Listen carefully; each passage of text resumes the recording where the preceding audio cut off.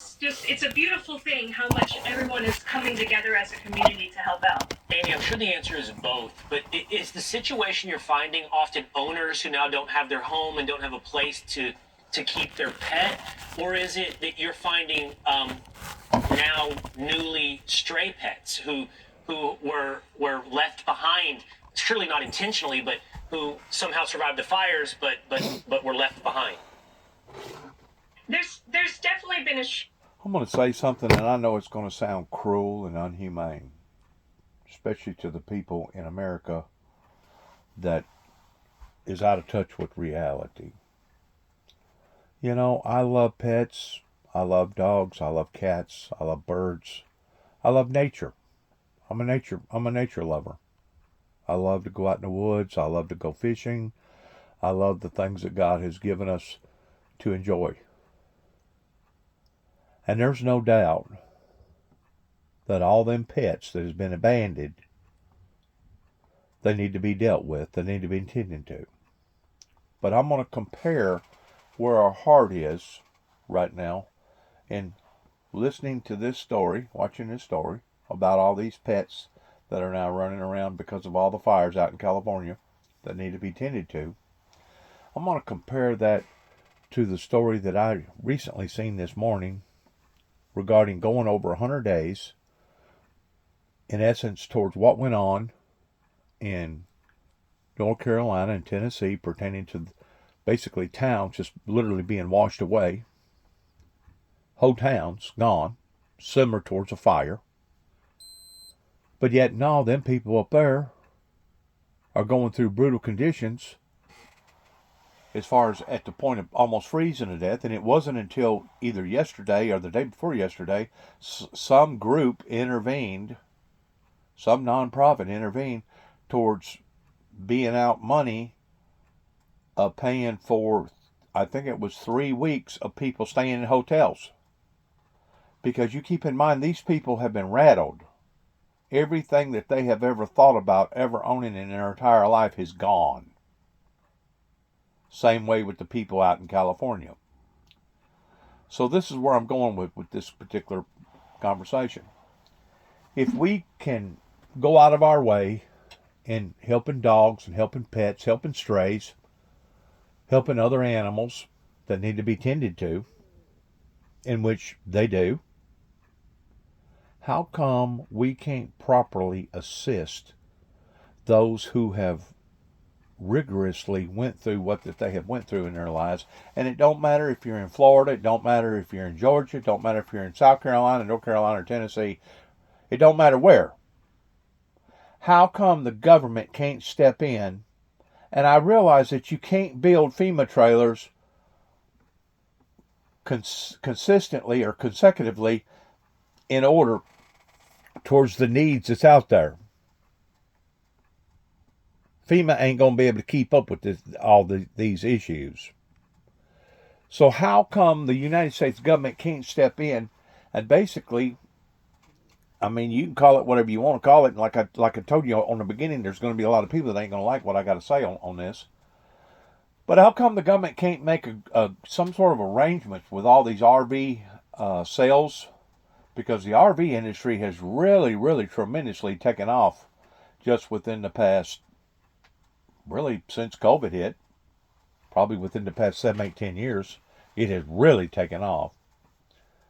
How come the government can't go in and make agreement with these RV dealers that they're going to invest a certain amount of money on an RV, and it don't matter if it's a gooseneck, it don't matter if it's a pull around, it don't matter if it's a pop up, it don't matter what. I mean, no, I can understand the government not wanting to spend $45,000 to $145,000 on an RV just to assist one or two people. They need to minimize it. They need to be practical about it. And you know, if it's a bigger family, well, then you put them in a bigger RV. If it's a smaller family, well, they can do with basically only a hut type RV. I mean, they got RVs out there. It's probably priced somewhere in the neighborhood around $6,000-7,000. It's pretty nice RVs. I'm talking about brand new ones. I ain't talking about used ones. I'm talking about brand new ones. So instead of letting these people freeze to death up in the mountains, instead of letting people do without that have been adapted to having any and everything that they ever wanted, in addition to the problems that it's going to cause with the children. The children was one of the biggest things that it affected with Katrina down in southern Mississippi and Louisiana, was because those children was out of pocket for so long and not going to school and not studying, not being in their same routine. And it was literally making these kids flare up and become extremely, extremely angry, and showing their anger in that perspective, because now you've taken away their games, you've taken away this, you've taken away their pleasant atmosphere. And because of it, they're going to lash out. It don't matter if it's Hurricane Katrina or whatever hurricane or whatever tornado or whatever type of event, regardless whether it's a flood event or a burn event, they're going to lash out. Now you wonder how come society is becoming so evil and so brutal and so transparent in how we're seeing these young adults growing up that basically could care less about life. You know why they feel that way? It's because they feel like that their government has let them down and nobody cared about their life, especially during the time that they was truly needing help. There's no doubt the dog that woman has in her lap right now needs help. But whenever we start prioritizing stuff to the degree that we're going to put more emphasis upon to an animal than we do a human being, then there's something wrong with the American posture. There's something wrong with our American government posturing whenever it comes to that. In other words, we'll go out of our way towards paying an agency of grabbing up all these animals and doing whatever with, but yet, no, we can't take care of our people correctly whenever they truly need help.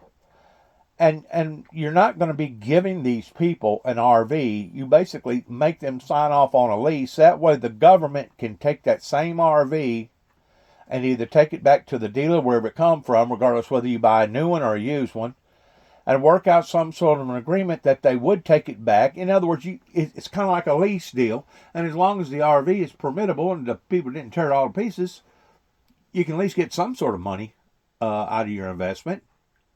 You may not get all of it, but you get some of it. If we're dealing with a government that can give out all this other money to all these other countries, and I can truly relate to the gripes and the complaints up in the Appalachian Mountains, the Smoky Mountains, because people feel like that they're abandoned. They feel like that the government either don't know what they're doing, or government officials don't care about various people. You keep in mind, what did I say earlier? There was a non-profit, I forgot what their names was, God bless their souls, that seen the situation towards the direness of the cold and the snow up in them mountains and said, you know what, we're going to go out of our way and we're going to buy everybody a hotel room for at least 3 weeks, and maybe by that time the weather will pass, so that they can go back and doing whatever that they're doing. And I'm pretty sure probably some of them won't never leave.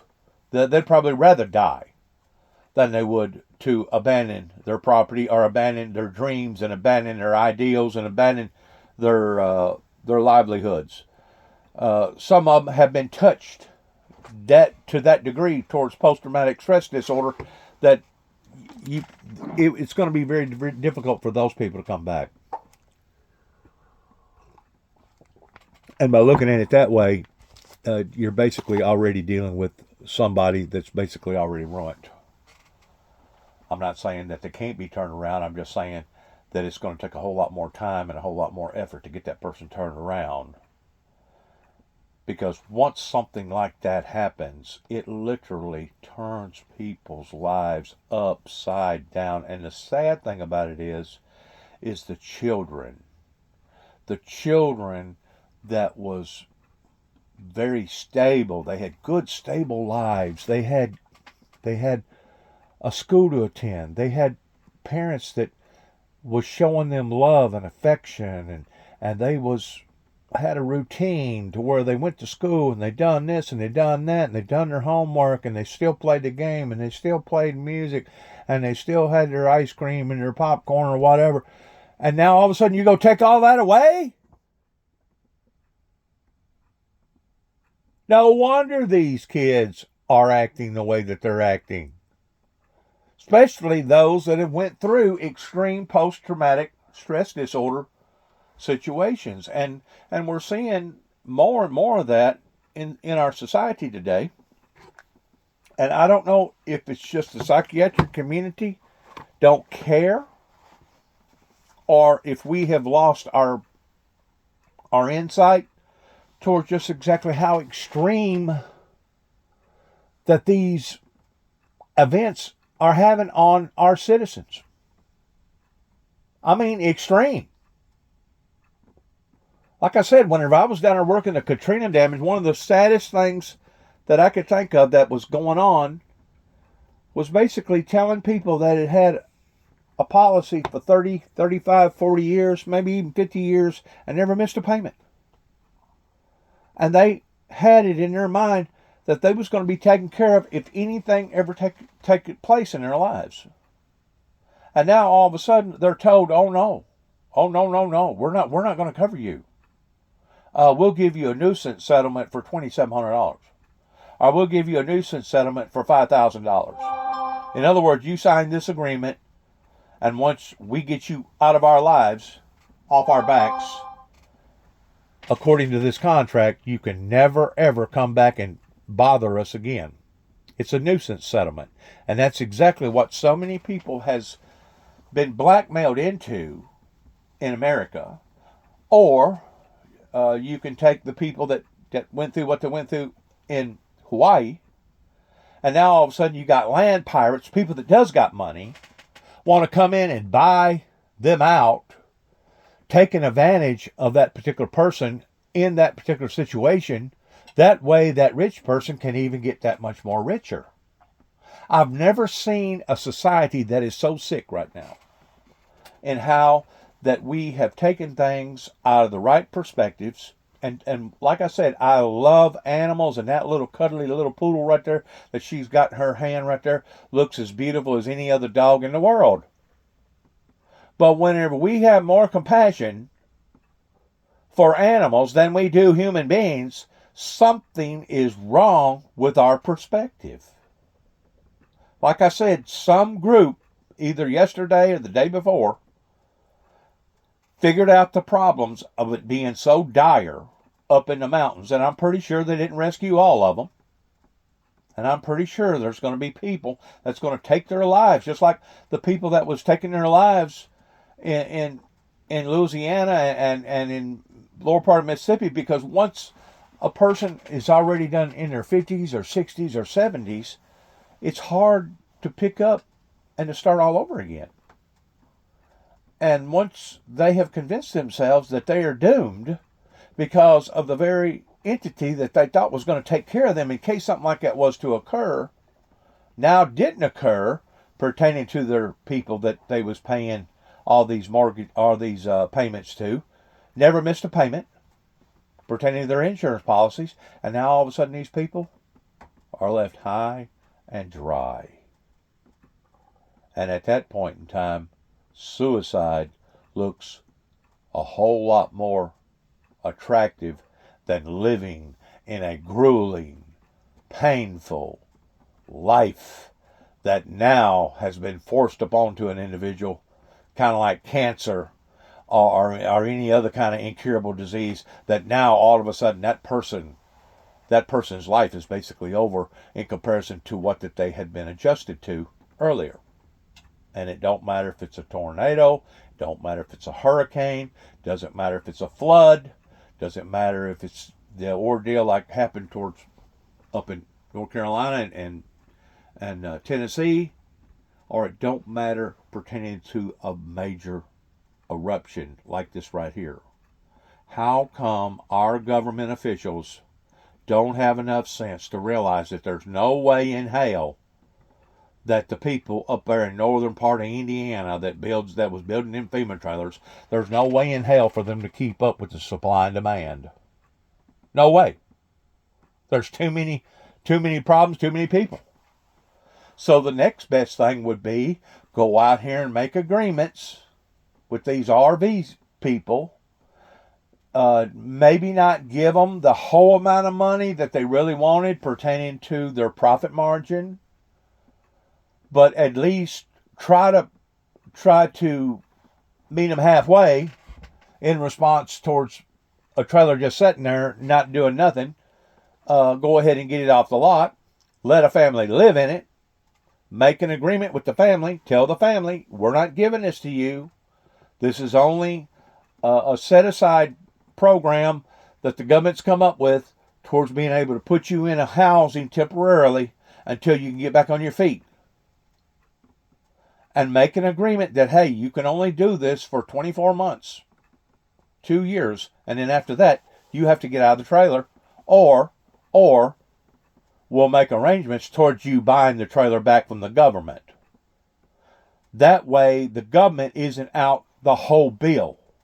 Or, after the 2 years, as long as the trailer looks decent, you can either take it back to the dealer, or you can set up another program where you're basically selling government RV program trailers and getting this amount of money for. You can't tell me that can't be organized and distributed in wherever that these bad occurrences are taking place, because even Red Cross, even some of your major nonprofits cannot keep up with this. There's no way.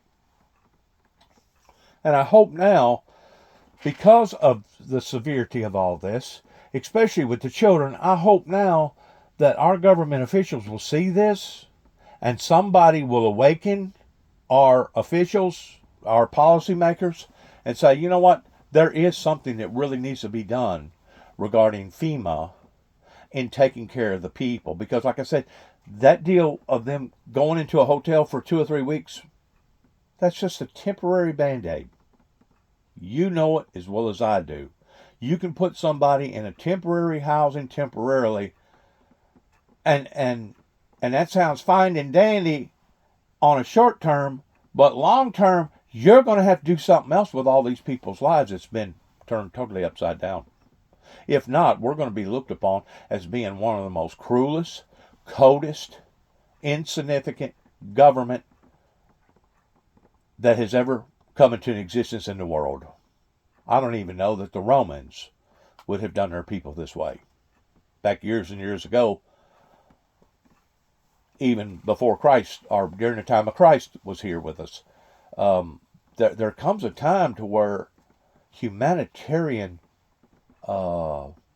needs has to be met. If not, there's going to be severe consequences.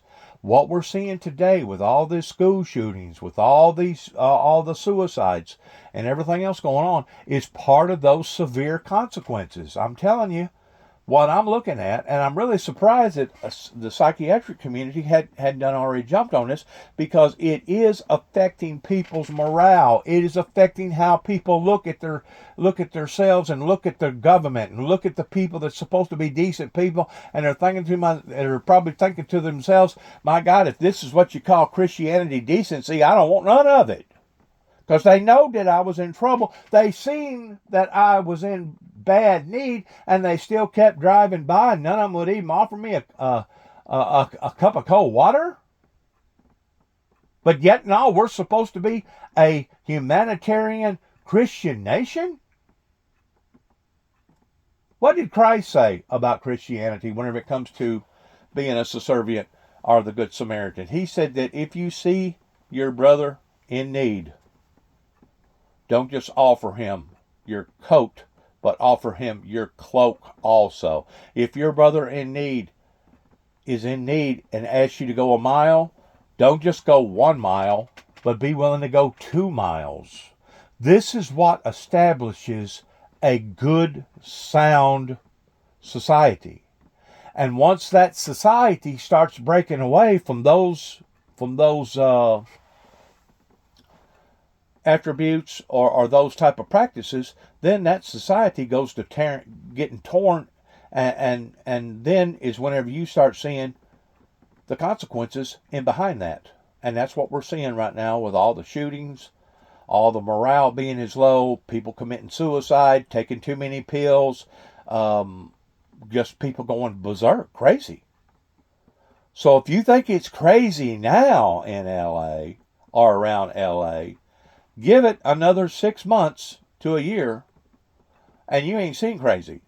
So every one of them cops, every one of those counselors out there, every one of them people that's got anything to do with civil service, they need to prepare for this.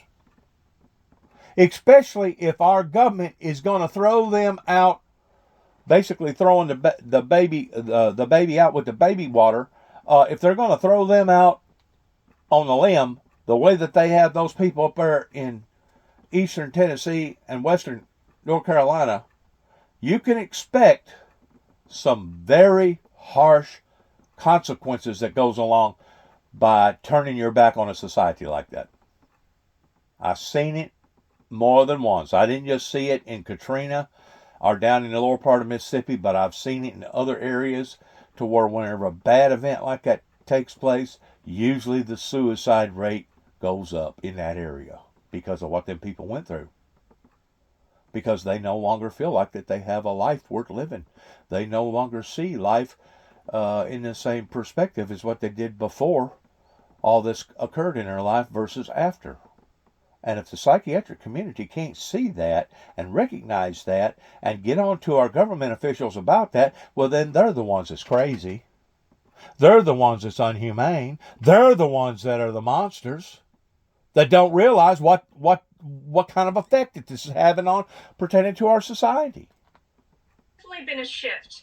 I've been doing this since Tuesday when the fires first broke out, and originally it was people evacuating, fleeing their animal rescue that was burning down, their ranch that was burning down. It's been a shift, and now we're starting to see some stray animals. We took in a dog that was running down the street. It's common. It's common in the point of do or die. It's common in the point of our lives versus the cat or two or the dog or two that we can't find right now because they're freaked out and they're scared and they're under the bed or whatever. Rather than us spend an hour and a half trying to find the animal, you ditch the animal. You abandon the animal. It's not that you didn't care about the animal, but at that point in time, human life was more valuable than a bird or a cat or a dog. Well, now, since it's settled back down, now you got decent people, and what they're doing is wonderful. I think what they're doing is absolutely marvelous, in going and finding these stray animals that has actually absolutely been freaked out and trying to rescue them. My point is this: whenever we put less emphasis on saving animals as we do human beings, then we are no longer in check as a civilized society should be. We had a broken leg. We did emergency surgery yesterday. We fixed the leg. The dog's going to be fine. Now we just have to try to find the owner. We've had our first, yesterday we had our first smoke inhalation case. So yeah, there's a shift. We're seeing more animals that are showing up that need veterinary care. And, the beautiful thing is we have a wonderful support staff at our veterinary hospital in Marina Del Rey. And we're going to start seeing a lot more patients there that need help from the fire, and we're going to do it all for free. So, anybody that has a pet that has been evacuated, if they need medical care, we've had some patients that come in who they forgot to bring their pet's medication. And so they come into us and they say, we forgot the pet's medication. We can get the medication for you. I want the people of LA to know that you're fully supported. Our hospital in Marina Del Rey will do anything you need, but also a lot of other veterinary hospitals are opening their doors as well to people. So, please, get your pet the care they need after evacuation. Oh, Dr. Ann, I just love this story, and just the capacity of animals to bring everyone together. Everyone, it's the most bipartisan issue there is. Pets, we love them, and you're doing such a great thing. Thank you so much for joining us today. And that's another thing that a lot of people don't even think about, is that so many people in these elderly retirement communities does have health issues. How many of them now have been displaced? They don't have an automobile. Some of them may have the clinic that they went to pertaining to their doctor may not even be there now. Now they're going to have to find a brand new doctor or a brand new clinic, but yet all their needs is still very needful, pertaining to them being diabetics or being this or being that or being this or that or that or whatever. There's so many different issues that I don't think our government officials really sits down and puts a whole lot of thought regarding human beings' life on a massive scale like this. I know that they sure didn't do it in Katrina. I know that FEMA failed on a humanitarian level, on levels that I never would have thought that I would have seen, regarding what they wasn't doing that they should have been doing, in addition to all their state officials that sat idly by and let insurance companies rack the public over the coals the way that they did.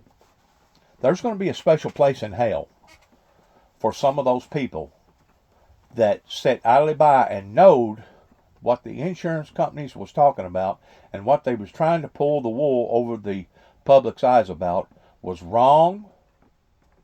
It was evil. It was them backing out of their agreement. Like I've said, and I'll say again, yeah, it was a wall of water, but what pushed the water? The wind. The storm done that. And it doesn't matter if it's running water or still water. Like I said, I heard one case that somebody had flood insurance up in eastern Tennessee, but the insurance company didn't want to cover them because it was pushing running water versus still water, calm, still water. Well, they will say whatever that they feel like that they have to say just to squirm out of the agreement to save that company $10, $12, $15, $20,000 per customer. Because if you're dealing with thousands of customers, that could make all the difference in the world towards insurance company either going bust or them fulfilling their obligations. These are the areas that the United States government has been brushing off to the side and has not been addressing their citizenship correctly. And I hope to God that Mr. Trump can set up some sort of organizations in response to this, being attached to FEMA, because like I said a while ago, there's no way that one area up in, I think it's northern Indiana, northeast Indiana, that has made FEMA trailers, been making FEMA trailers now for years and years and years for the government, but there's no way that they can keep up with the supply and demand. So what's the next best thing for the government to do? Is it to buy out hotels and put everybody in hotel rooms? Well, that's just throwing your money away. If you do it that way, the hotel owner's going to be the one making out on that. So what's the next best thing? Put them in RVs. Put them somewhere where they can kind of halfway get their life in order, because a lot of them people's homes, even though they got excellent insurance and even though their insurance is going to be doing the proper and right things, because it's going to be such of a supply and demand, some of them people won't be able to get back into those neighborhoods. If you got back into that neighborhood in 6 months from now or a year from now after going through all that in something that big, you would really be considered lucky, very lucky, to be able to move back into that same area and have your house built back and go back to trying to live a normal life. First of all, your life won't never be normal again. Once something like that occurs, whatever that you was adjusted to in your old life, that was your old life. Now you got a new life to have to deal with. A lot of people can't deal with it. A lot of people are going to have, especially the children, they're not going to be able to deal with this. So how can our government soften the blow regarding these issues that, as far as I'm concerned, every one of the oil companies that have been drilling for all these years, that have allowed for this to get in the shape it is in, as far as I'm concerned, they should be the ones to fit the bill. They should be the ones to fit the bill whenever something like this occurs, because they're the ones that help promote it with the environmental changes that we're now seeing. But yet, no, don't nobody hold the oil companies accountable. Oil companies just continue to keep drilling, keep making more and more money. What was it? Exxon, Valve, Shell, all of them made all-time profits in the year 2022 or 2023, and that was right in or during the latter part of COVID. That was whenever they jacked up all the prices and they was doing what they was doing. This is the reason why that I say the people over in Saudi Arabia pertaining to OPEC needs to go to hell where they come from, is because they have caused this. They are causing this regarding not being adequate whenever it comes to their responsibilities. And there's no doubt what we're doing to this planet is killing the planet, and as the planet is being killed, now the planet is regurgitating itself upon to society, and now society is feeling the brunt. Really and truly, the government shouldn't have to pay for this. It should be the oil industries paying for this. The big oil tycoons that's worth trillions and trillions and trillions of dollars. They should be the ones going out here buying up all the RVs and putting these people in temporary housing right now. We have let this go for so long of a time. I don't even know now that we can even play catch up. Like I said, the government officials, it don't matter if it's state officials or federal officials, has sat idly by, and they have literally watched and let their own citizens in their own states and their own counties be raked over the coals by these insurance companies. I know of 2 or 3 lawsuits right now going on, or has been going on. They may have settled it by now. And usually it's elderly women that these insurance companies think that they can rake over the coals, that had good sound insurance, but because they wanted to prorate this and prorate that and prorate this, next thing you know, the people can't even build a matchstick house in comparison to what they did have, because of the price of lumber and the price of everything else that's went up. And now these people are having to fight in court. We're talking about little old women that had to be out money to hire attorneys just to get the insurance companies to do what they should have done all along, which was use a little common sense on what you're doing to this person's life. They don't care about people's lives. They just care about the bottom dollar, these insurance companies. Well, it's just like the oil companies. They don't care about people's lives. They care about the profit. The good old American dollar bill, or wherever that they're from, whatever currency that they're dealing with, that's what they care about. They don't care about us unless somebody or something forces them to care. See, that's where Carter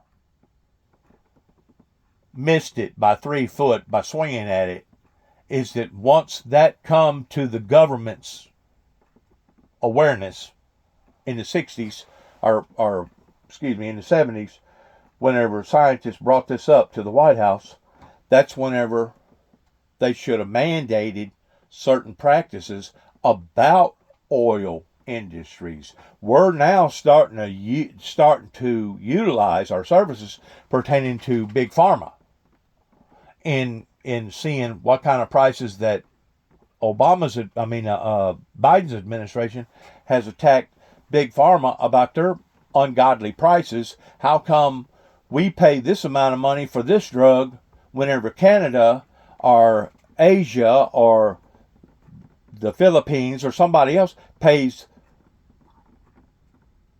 300 times less for the same drug than what we're paying for the same drug?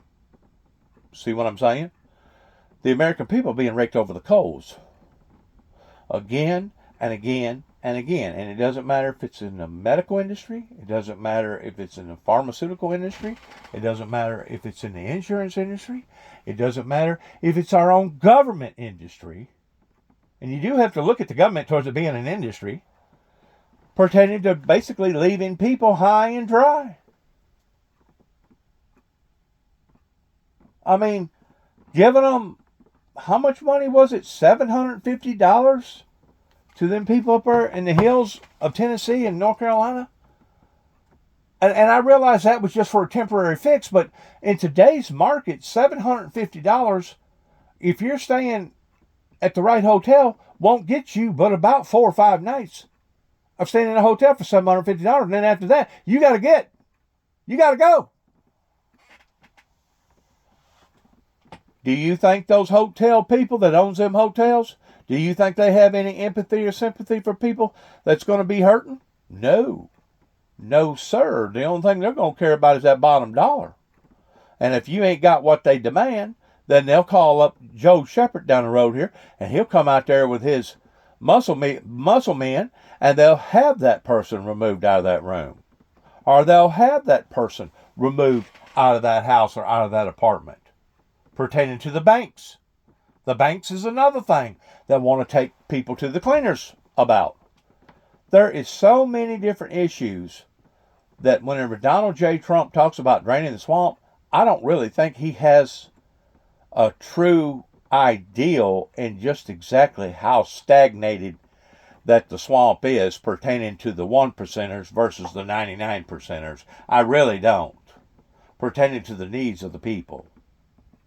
I think that he's incentive, his heart may be in the right place, but whenever you get to looking at the scope of it, towards how many of these wealthy 1%ers could care less about the 99%ers, they'll get on TV and they'll beller. They'll put on a big act. I'm so sorry for this and I'm so sorry for that. In the meantime, they're still making their $100,000 a year, $125,000 a year, or whatever. We're so sorry that this happened to you. Well, okay, it's one thing to say it. Now let's see you act upon it. Let's see you open up your refrigerator and take out some of your groceries and give to those people in need. Let's see you offer that person a room. You got a special room. You got a extra room. Let's see you offer that person an extra room towards saying, you know what, you can stay over here for the next month or so until you get your feet back on the ground. You think they're going to do that? You think any of these officials are going to do that? That's in charge of our lives? Nope. But they'll get on top. They'll get in front of that camera right there and they'll put on a big act. And that's all it is an act. Because deep down inside, they're not going to sacrifice not one can of beans out of their pantry to give to somebody in need. And they for darn sure ain't going to offer somebody a room to come stay in. Unless they know them, unless they're kin to them or something in a crisis like this. They're not going to do that.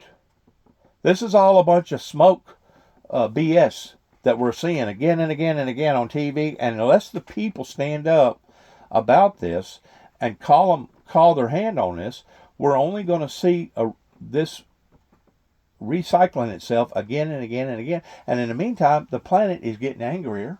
The planet is getting meaner. Like I put out a notice back probably 4 or 5 years ago that if we don't go green, Mother Nature's going to get mean. That's what we're seeing. These are mean acts, and that's the reason why the Bible says that it was sorrows and not glorious things, but it was bad things happening to society. And that's exactly what's happening to us. And until we wake up to that, and until we're responsible as a civilized society, we're only going to see our society get meaner and meaner and meaner. In other words, the meaner that the planet gets towards these natural catastrophes or even man-made catastrophes, because you have to admit what went on over there with Ukraine, with Russia. You displaced, 12 million people or 15 million people? Out of those 15 million people, and you turn their lives totally upside down. Do you think that they're still as kind and as gentle and as nice as what they was before all that occurred in their lives? I kind of doubt it. Not all of them. Especially the children. Especially the young ones that feel like that the biscuit that they had in their mouths has now been jerked out of their mouths because of an evil, demonic, cruel individual such as President Putin. So because of it, they're going to lash out at society. You're going to see that same person that could have grown up to be a very honorable, tax-paying, lawful person. You're going to see that person now go to the extremes towards being wicked, being meaner. Next thing you know, they wind up in jail. Next thing you know, they wind up hurting somebody or hurting themselves. Why can't society see this? Why can't our psychiatry industry that claims that they have all the answers to all the human beings' problems, how come they can't see this and express this and explain this the same way that I'm expressing it and explaining it? You know why? Because they can't see their asses from a hole in the ground. The sense that's been given to them is not common sense. And because of it, they've turned into a bunch of educated fools. Now, they'll put on a big act, too. Oh, we care about our clients. We care about our clients. We're trying to help our clients. Well, how are you trying to help them? Well, we give them Thorazine. Well, we give them this drug. Well, we give them that drug. Wow, that's the way you're helping them? Is by zombitizing them, turning them into zombies? That way Big Pharma makes that much more money? I've never seen society become so off-balanced. As I said, that cute little fuzzy furry friend that she has in her hands right there, it's adorable to head to toe. And that little animal deserves to have the respect and the dignity as any other animal. It doesn't matter if it's white and furry and it looks pretty, or if it's an ugly animal about ready to die and you can't see out of one eye. An animal is an animal, and if you're trying to save the animal society over there, you need to spend just as much time on one as you do the other toward trying to rescue them. But how about the humans? How about the human factor in all this? That's what I keep bringing out. Is society so blind that we can't see what's going on? Or is it that society just don't want to see what's going on? We know that the hotel owners ain't going to bend over backwards during a crisis like this. Odds are. We know that the other agencies ain't going to bend over backwards. So, because of the tax revenue that the American people pay every day, I don't think you can live without paying taxes somewhere or another. How come our tax money is just being thrown away? Or how come our tax money is being given away for the wrong purposes? That's my point. I think we can do a lot better. The American people hasn't got the bang for the buck for the past 30 plus years regarding all these problems that have existed, that obviously these people that claim that they care about us could really give a rat's ass about us. And I'm not saying that all of them are this way, because there's probably some of them out there that really truly are sincere. And they probably would be willing to take something out of their refrigerator and give to the poor. They probably would actually offer an extra spare bedroom. But by and large, you know that that ain't the case. Quit fooling yourselves. We know what's happening. We know what's going on. Now it's going to be up to us to correct it. Good luck to all of us. God bless America. God bless our troops. And God bless our endeavors. And shalom.